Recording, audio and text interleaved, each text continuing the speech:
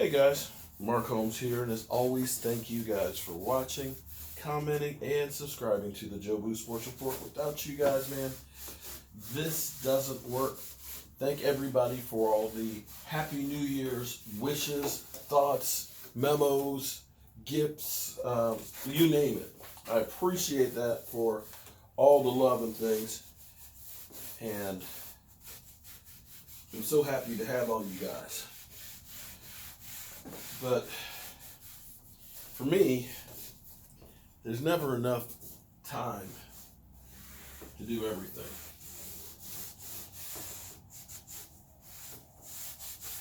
So I'm constantly in motion. And I always say, I'll rest when I'm dead. Got to get these cabinets done, and I've got some other projects in here I'm going to work on and things, and so I'm taking a little time and working on them. And these are the cabinet doors for the vanities that are over there. I got to stain those too. And I just love making things and building it. And it's amazing to me because people will say, "Oh my God, you're so gifted, man. You can build all this stuff and it comes out and looks great and everything." It's amazing. What I always tell people though is, listen, the beauty was always there. It was just a matter of me taking off the coverings.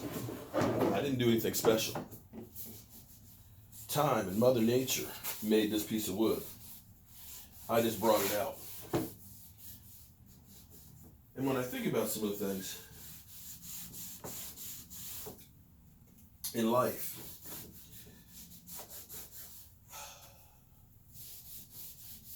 and how it relates to everything else, because to me, everything's connected.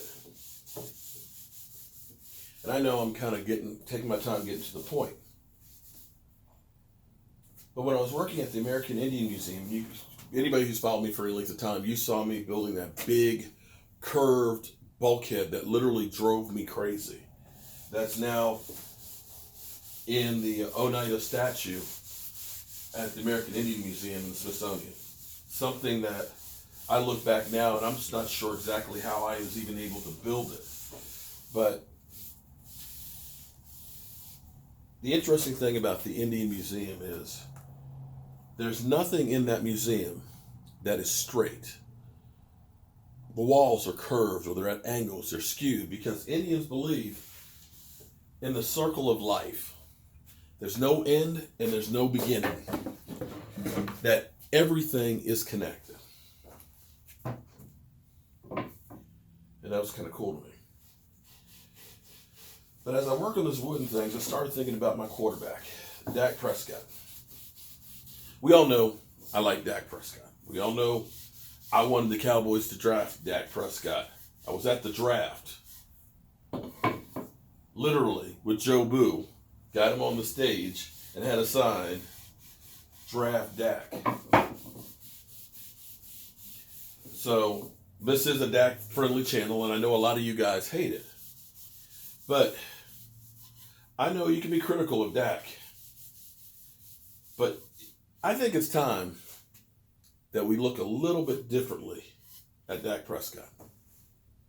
Seriously. You may not like Dak. You may not believe in Dak. You may think that he's a bum. But you should at least look after the game he just had against the Giants without Zeke. And the way after having slumped and regressed, as everybody said, and after people saying that he can't throw for 300 yards. He can't have multiple touchdown pass games. That he is doing these things. You have to at least look at it and say, okay, maybe he's not as bad as I thought he was. Can we do that? Can you at least admit that? Or is it still Dak trash cut? Is it you're still going to say he sucks and needs to be replaced? We're getting ready to take on Russell Wilson. and the Seattle Seahawks. How'd you like to have him for your quarterback? Because, see, right now, everybody's talking about Seattle having the edge because of the quarterback. Russell Wilson, man, he's a difference maker. And Russell Wilson is one of the best quarterbacks in the NFL. Russell Wilson is incredible. But you know what's interesting?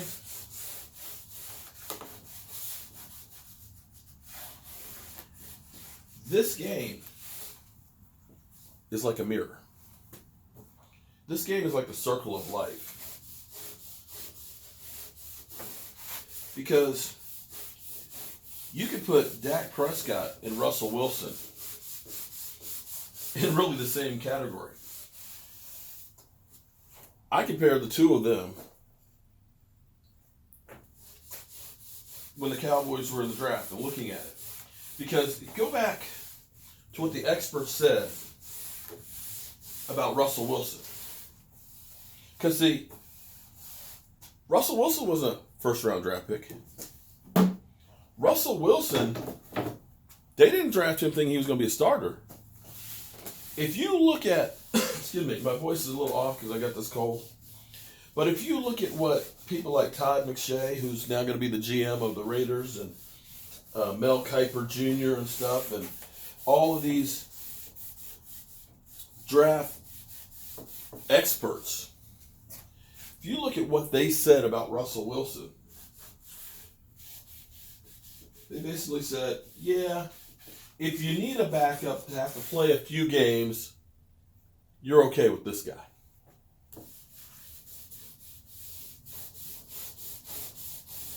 Nobody thought that he'd win a Super Bowl.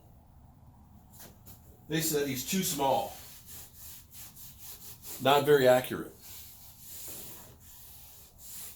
Doesn't have the arm. Yet, he won one Super Bowl. He's been to a second.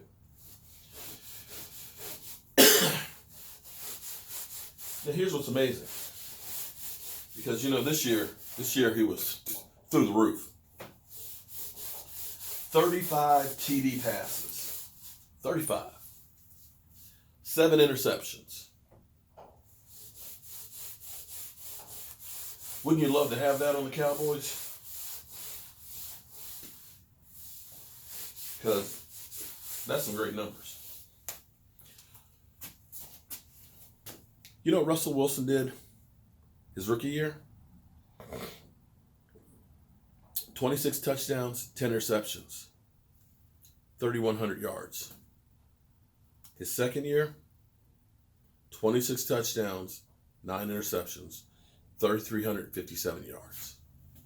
The third year, 3,475 yards, 20 TDs, 7 interceptions. And even this year, with the 35 touchdown passes that he only had 3,400 yards. Let that sink in for a second here. Dak Prescott's numbers are all right there. Now, he's got a few more TD passes than Dak did. 2 his first year, 3 his second year. But you had the rushing touchdowns and the fact that this is a run-first offense. Well, let me move the camera here a little bit so I can stay. The caps are here. You look at this being a run-first offense. Let me say it again. You look at this as a run-first offense, similar to what Seattle had with beast mode. And you've got numbers like Russell Wilson.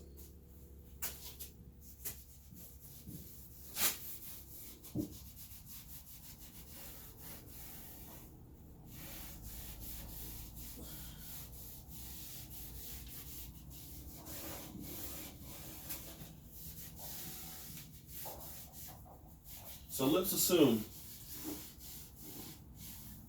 that Dak Prescott is now past the regression part from the time that his offensive line went down, from the changing of players and philosophies, kind of losing a Jason Witten, a Des Bryant. and learning. Because to me, just like these pieces of wood here, the skills are there. The character is there. But what Dak Prescott needs is he needs someone to uncover that beauty. And I believe a lot of players need that. I often wonder if Joe Montana was drafted by another team, would Joe Montana have 4 rings?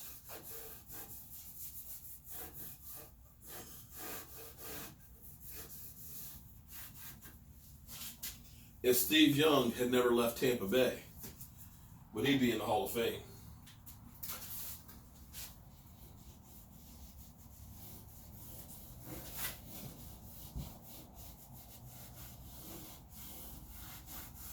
A lot of times, it really is the person who is bringing out the beauty that makes all the difference in the world.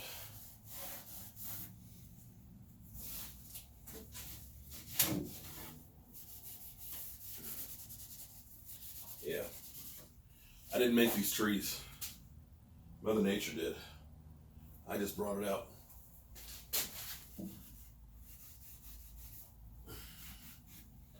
All right. With that being said, guys, I think it's time for all you people who are out there hating on Dak,